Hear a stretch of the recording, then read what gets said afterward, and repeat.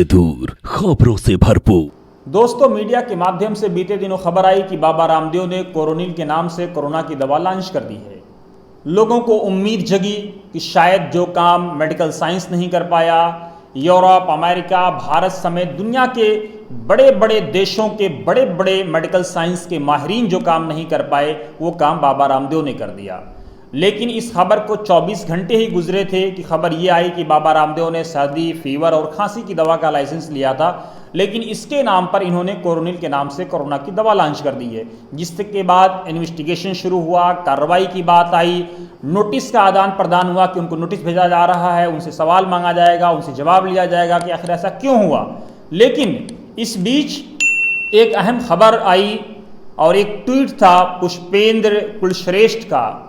उदू साजिद साहब पुष्पेंद्र साहब के हवाले से लिखते हैं अपने फेसबुक वॉल पर कि आप पुष्पेंद्र कुलश्रेष्ठ को जानते हैं, अगर नहीं जानते हैं तो फिलहाल सिर्फ इतना काफ़ी है कि वो 17 बरस तक हिंदुस्तान में पड़ोसी मुल्क के एक चैनल के नुमाइंदे रहे, यानी रिपोर्टर करस्पॉन्डेंट रहे हैं, अच्छी उर्दू जानते हैं, अलीगढ़ से तालीम हासिल की है, इनके वालिद भी वहीं पढ़ाते थे, अच्छी खासी सेकुलर शबी रखते थे, लेकिन आजकल मुसलमानों और इस्लाम के ख़िलाफ़ तेज़ाब और जहर में बुझी हुई ज़ुबान बोल रहे हैं।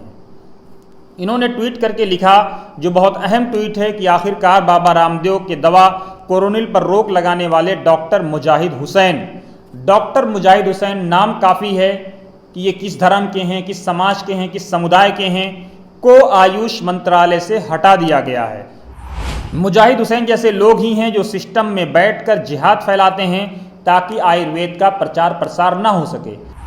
अब सवाल ये पैदा होता है कि इस तरह से अगर ये कोरोना की दवा नहीं थी, अगर बाबा रामदेव साहब ने ये किया है तो ये गुनाह किया है, बहुत बड़ा जुर्म है, इनके खिलाफ एक्शन होना चाहिए। अगर यही काम किसी विशेष धर्म के किसी डॉक्टर ने या किसी आदमी ने किया होता तो आप अंदाज़ा लगा सकते हैं कि रोगी मीडिया का क्या एक्शन होता। लेकिन बाबा रामदेव के बारे में खबर आई,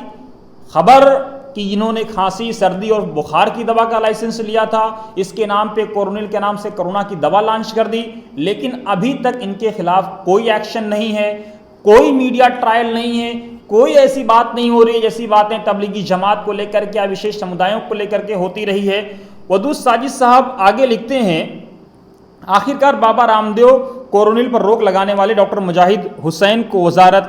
बराए आयुष से हटा दिया गया है। मुजाहिद हुसैन जैसे लोग हैं जो सिस्टम में बैठकर जिहाद फैलाते हैं ताकि आयुर्वेद का प्रचार प्रसार ना हो सके। इन्होंने उनके ट्वीट को कोट किया है, पुष्पेंद्र कुलश्रेष्ठ को। उसके बाद वो आगे लिखते हैं कि मैंने वजीर आज़म यानी प्रधानमंत्री, वजीर बराए आयुष और कमिश्नर दिल्ली पुलिस को लिखा है कि अगर पुष्पेंद्र का यह दावा दुरुस्त है तो हुकूमत इसकी वजाहत करे और बाबा रामदेव को इजाज़त दे। बिल्कुल सही है कि अगर दावा सही है कि ये दवा कोरोना की है तो भारत की पूरी दुनिया में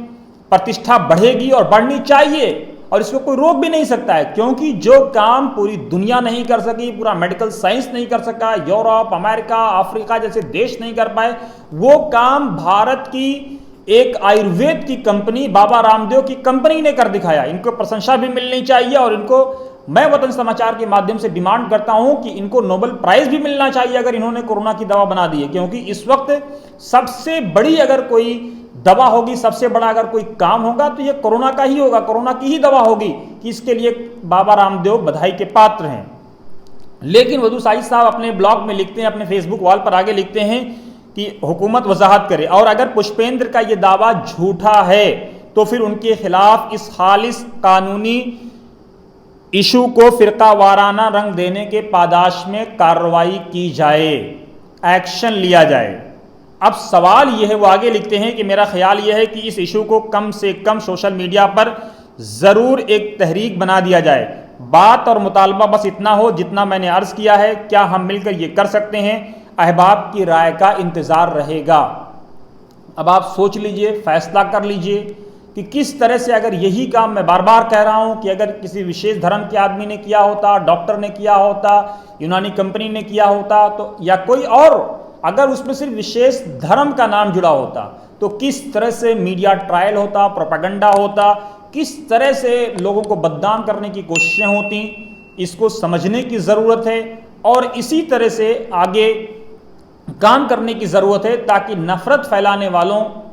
कि नफरत पर लगाम लगाई जाए, उनके नफरत का वक्त पर ही तुर्की बतुर्की जवाब दिया जाए, और जो लोग मोहब्बत फैलाते हैं, जो लोग भारत की एकता के लिए, अखंडता के लिए, भारत की यूनिटी के लिए, यूनिटी इन डाइवर्सिटी को जिंदा करने के लिए काम करते हैं, उनको प्रोत्साहन मिले, उनको हौसला मिले। दोस्तों, हमारा एपिसोड कैसा लगा आप जरूर कमेंट बॉक्स में अपनी राय दें। इसको शेयर करना, लाइक करना, सब्सक्राइब करना ना भूलें, ताकि वतन समाचार के माध्यम से सही और सटीक जानकारी बिना किसी ब्रेक के आप तक पहुंचती रहे।